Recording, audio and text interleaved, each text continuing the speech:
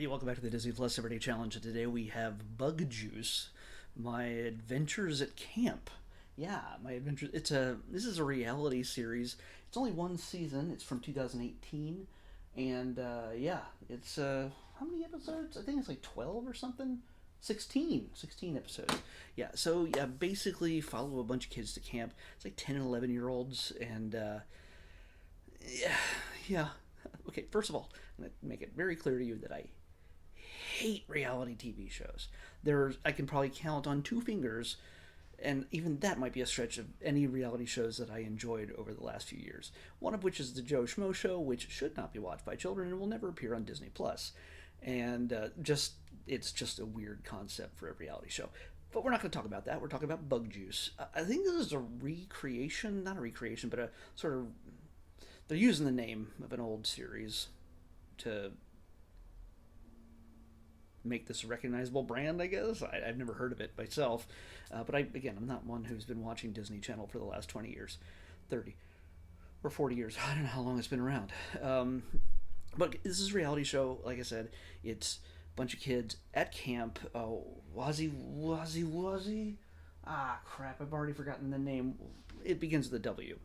Anyway, Wazi, something like that. Dang it! I had it in my head, and then the moment I turned the camera on, I forgot it. They the There's a wide variety of kids. They're all 10, 11 years old for the most part, and the camp counselors don't, to me, don't look much older.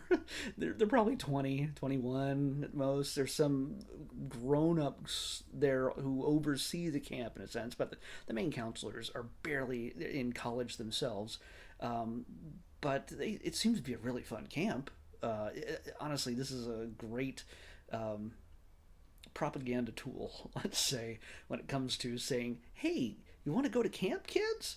And to a certain degree, because it's not all sunshine and lollipops for all these kids. Uh, there's some realistic. Again, I use that term loosely because reality shows tend to not be that all that real because they have to sometimes create drama where there isn't, make children interesting where they aren't.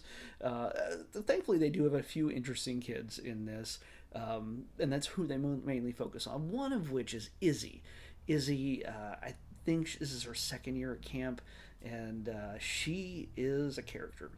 She is a little nerd, which I like. She kind of reminds me of Kristen Ritter, from Jessica Jones from on Netflix, the Marvel series.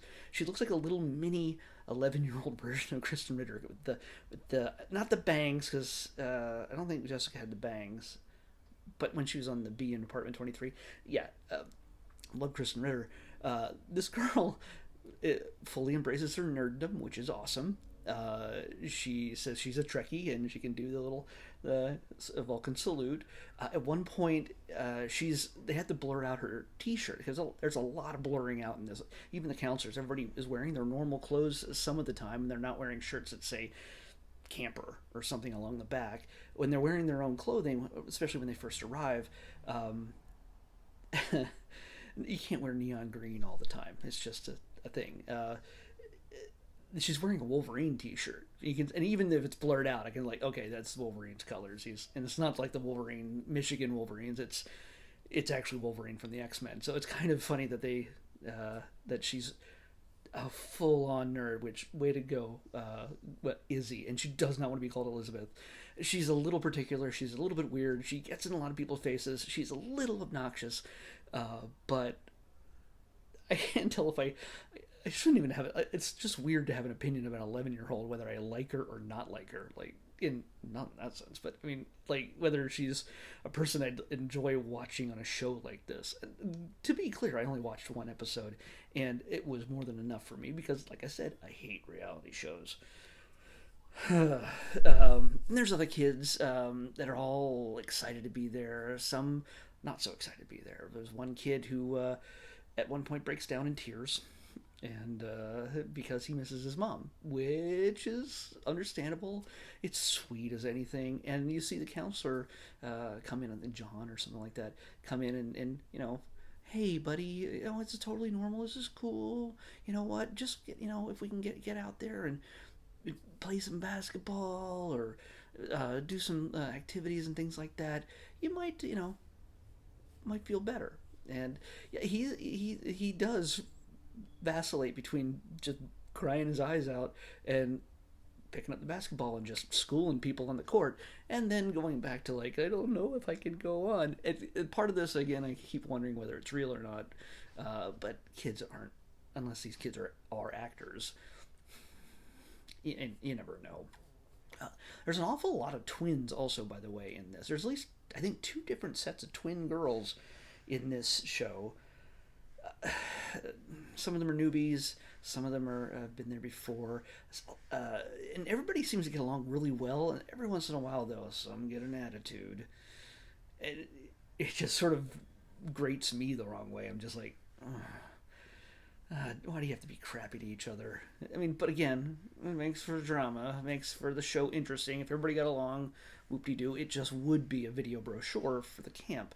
It's from what I can understand, they tell us in the first episode, it's over 100 acres big, and they use barely 40 of it for the actual buildings and the facilities and the activities and things like that. It's a lot of wooded green area. I'm not sure what state it's in offhand, but well, it's Halloween time. It's a great place to start killing people at camp. Sorry, Michael Myers. Or wait. Sorry, Fred, Jason, Camp Crystal Lake. There's a big lake here. There's a big thing, like an inflatable thing where one kid jumps off of a platform onto this inflatable thing and then rockets another kid off into space. That's everybody's looking forward to that. That's just, honestly, if you're 11, what is a greater thing than that in the world? Come on. So yeah, if you have little kids, little preteens that are about 8, 9, and you're like, you know what, next summer I am wanting some time to myself, mom and dad, and you're like, let's send the kids to camp, a camp like this one. Maybe we should start watching this show, and maybe the kids will go, you know what, I think I want to go to camp next year. The job is done for, this show will do the job for you. So yeah, if you get a chance, give it a shot with your kids. If you're like me and you don't like reality shows, this is not going to make you want to watch reality shows. It's not going to make you change your mind at all. Yeah, it's all right. But yeah, it's not made for me. It's not something that I would I should get a kick out of. But if you have kids, it's something. It would definitely spark some conversations in possibly getting those kids off to camp next summer. Well, you and your spouse, or just you, decide, hey, I'm going to blow a week in Cabo, getting wasted, meeting people, while the kids are at camp, missing me, crying their eyes out. That's just the way it works. So, yeah, so that's all I can really say about that. It's I'm not going to shine it up for you because reality shows suck for the most part. But, yeah, let's pick tomorrow's episode. 623. Wow, almost at the very top, or bottom, however you look at it. It might be almost the very last one. We're the Z's, definitely. Oh, it is. No, we're not. It's not in the Z's. We go all the way up to 664. So 623 is a movie, and I can't remember if I saw this or not. It is 623, right? Let me make sure. Yeah, 623. I got confused for a moment. I think this is the Matt Damon film, We Bought a Zoo.